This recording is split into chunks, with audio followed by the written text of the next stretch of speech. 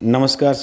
आज के वीडियो में हम बात करेंगे एकाइनोडर्मेटा के वाटर वेस्कुलर सिस्टम में पाई जाने वाली शेष संरचनाओं के बारे में।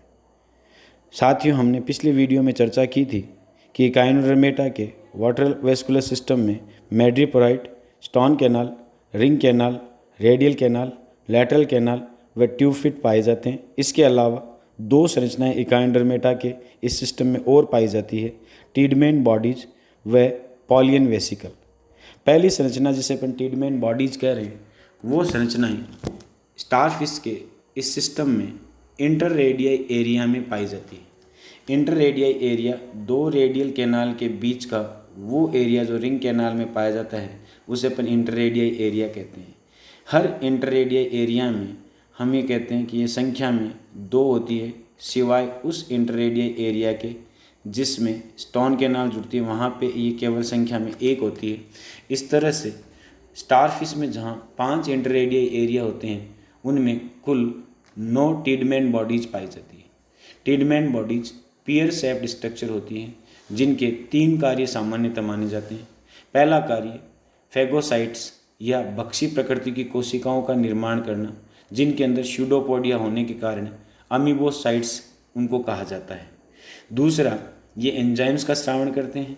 तीसरा, इनका फंक्शन जो होता है वो फिल्टर अपरेटस के रूप में होता है। ये जो संरचनाएं हैं वाटर वेस्कुलर सिस्टम में महत्वपूर्ण संरचनाएं मानी जाती हैं। इसके अलावा जो अगली स्ट्रक्चर है एकाइनोडर्मेटा के वाटर वेस्कुलर सिस्टम में जो मानी जाती है, उसे हम कहते हैं पॉलियन वेसिकल। पॉलियन वेसिकल जो होती है वो हम कह सकते हैं कि सभी एकाइनोडर्मेट्स में वाटर वेस्कुलर सिस्टम में नहीं पाई जाती।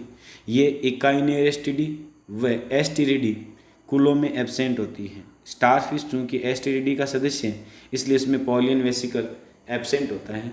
स्टारफिश में एब्सेंट है, लेकिन अन्य एकाइनोडर्मेट्स में ये उन स्थानों पर पाया जाता है जहाँ रिंग कैनाल में टीडमेंट बॉडीज पाई जाती है। लेकिन ये जहाँ टीडमेंट बॉडीज रिंग कैनाल के अंदर खुलती है, वहीं पॉलियन वेसिकल्स रिंग कैनाल के बाहर की तरफ खुलती है। पॉलियन वेसिकल्स की जो संख्या होती है वो 1 से 4 होती है, तथा इनका मुख्य कार्य जो होता है वो वाटर को कलेक्ट करना। ये अतिरिक्त वाटर का संग्रह करके वाटर वेस्कुलर सिस्टम में पानी के उचित दाब को बनाए रखने का कार्य करती है। इसके बाद में यदि हम वाटर वेस्कुलर सिस्टम में थोड़ा सा सिचुएशन या स्थिति की बात करें, तो हम ये कह सकते हैं कि एक आर्म या एक भुजा में ये जो वाटर वेस्कुलर सिस्टम की स्थिति है वो दिखाई गई है। यहाँ पे ऊपर की तरफ आप देख पा रहे हैं तो ये एनस वाला पार्ट है, ये नीचे की तरफ माउथ है। तो माउथ और एनस के बीच में ये पूरी एलिमेंट्री कैनाल होगी। तो जिधर एनस है उस सरफेस को हम एबोरल सरफेस कहते हैं, और जिधर माउथ है उस सरफेस को हम ऑरल सरफेस कहते हैं। मैड्रीपोराइट की पोजीशन आप यहाँ देख पा रहे हैं। मैंने शुरू में ही बताया था कि एबोरल सरफेस पे हैं, एनस से थोड़ा दूर ये मैड्रीपोराइट है वो पाया जाता है। इसके बाद में यदि हम बात करें कि मैड्रीपोराइट से निकली हुई ये संरचनाएं जिसे अपन कह रहे हैं स्टोन कैनाल, वो ईसोफेगस के चारों तरफ पाई जाने वाली रिंग कैनाल में खुल रही है। और रिंग कैनाल से निकली हुई लंबी ये एक आप देख पा रहे हैं ये रेडियल कैनाल, और रेडियल कैनाल से लेटरल कैनाल के दोनों तरफ जुड़े हुए ये जो ट्यूब फिट है उनकी पोजीशन है उनको दिखाया गया। तो इस डायग्राम को देख करके आप इस बात को समझ सकते हैं कि वाटर वेस्कुलर सिस्टम की जो स्थिति होती है वो एकाइनोडर्मेट्स में किस तरह से होती हैं। वाटर वेस्कुलर सिस्टम का जो मुख्य कार्य होता है वो मुख्य कार्य हम कह सकते हैं कि लोकोमोशन से संबंधित होता है। अपन ने शुरू में बात कर ली थी कि इस सिस्टम का कार्य लोकोमोशन है, और ये जो सिस्टम है वो ट्यूब फिट के अंदर वाटर या जल का हाइड्रोस्टैटिक प्रेशर बनाकर रखता है, जिसके कारण ये ट्यूब फिट है वो फूल करके स्पीत हो जाते हैं, और इनके शकर या चूसक वाली जगह पे वैक्यूम क्रिएट हो जाता है।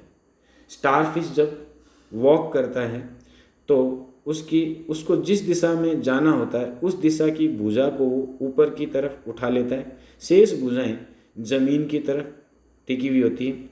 फिर उसके बाद में जो भुजा उठी हुई है उस भुजा को नीचे टिकाकर दूसरी भुजा जो उससे लगती हुई है उसको वो उठा करके उसके ट्यूब फिट की सहायता से आगे की तरफ ये मूवमेंट करता है।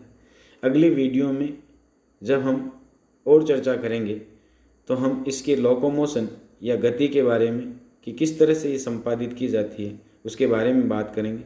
आज के लिए इतना ही। धन्यवाद।